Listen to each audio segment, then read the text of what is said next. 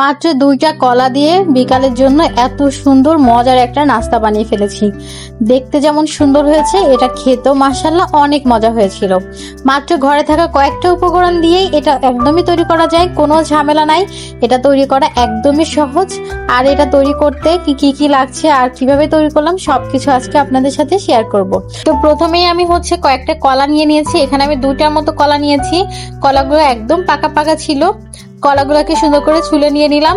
আর এটাকে সুন্দর করে এবার কাঁটা চামচের সাহায্যে ম্যাশ করে নেব। আর এখানে একটু পাকা কলা হলে বেশি ভালো হয়, যাতে ম্যাশ করতে একদমই সুবিধা হয়। আর যদি কলা শক্ত হয় তাহলে কিন্তু একদম হাত দিয়ে ভালো করে চটকে নিতে পারেন। আমার কলাটা একদমই নরম ছিল, আমি সুন্দর মতো করে কাঁটা চামচ দিয়ে এগুলোকে ম্যাশ করে নিচ্ছি। এবার এর ভিতরে দিয়ে দেবো একটা ডিমটা ভেঙে দিয়ে দিলাম। সাথে দিয়ে দেবো স্বাদ মতো চিনি আর পরিমাণ মতো লবণ।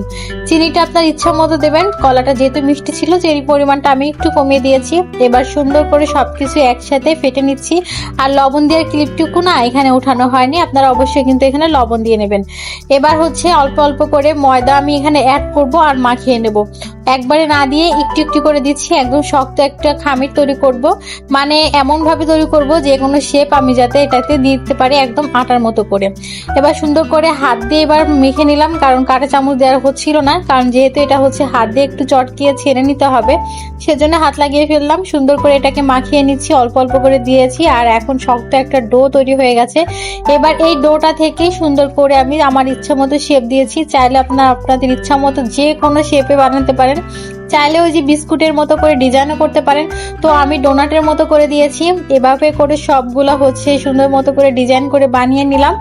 আর এভাবে করে বানালে দেখতে কিন্তু বেশ সুন্দর লাগে, তাই না? আর বাচ্চাদের জন্য তো এটা পারফেক্ট, ওরা একদম আকর্ষণ করে খাবে যে আম্মু এটা কি বানিয়েছে। যাই হোক, সুন্দর মতো করে সবগুলা কিন্তু বানিয়ে নিলাম। এবার এগুলাকে ভাজাভাজি করার পালা। এগুলাই দেখতে এখনই অনেক সুন্দর লাগছে, তাই না? না জানি খাওয়ার সময় কত মজা লাগবে। এবার এই তো ফ্রাই প্যানে তেল গরম করতে দিয়ে দিয়েছিলাম। এবার এগুলোকে ডুবো তেলে সুন্দর করে এপিট ওপিট ব্রাউন কালার করে ভেজে নেব।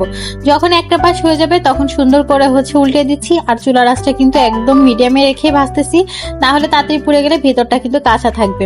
এবার সুন্দর করে সবগুলো ভাজা শেষ, এবার তুলিয়ে নেব। আর এগুলা খেতে কিন্তু দারুণ লেগেছিল, একদম মনে হচ্ছিল কলার বিস্কিট খাচ্ছি। যাই হোক, এভাবে করে সুন্দর মতো করে সবগুলো বানিয়ে নিলাম। আমার ছেলে তো মাশাআল্লাহ অনেক মজা করে খেয়েছে। আপনারা চাইলে কিন্তু আপনাদের বাচ্চাদের জন্য এভাবে করে বানিয়ে দিতে পারেন। কলা, ডিম সবকিছু কিন্তু অনেক পুষ্টিকর খাবার এখানে অ্যাড হয়েছে, তাই না? যাই হোক, এবার সুন্দর করে আমি আমার ছেলের কাছে পরিবেশন করলাম। আজকের ভিডিওটা এখানেই শেষ করে দিচ্ছি। নেক্সট ভিডিওতে আপনাদের সাথে আবার দেখা হয়ে যাবে মজার কোনো রেসিপি কিংবা মজার কোনো ভিডিওর সাথে। ততক্ষণ পর্যন্ত ভালো থাকবেন। ধন্যবাদ।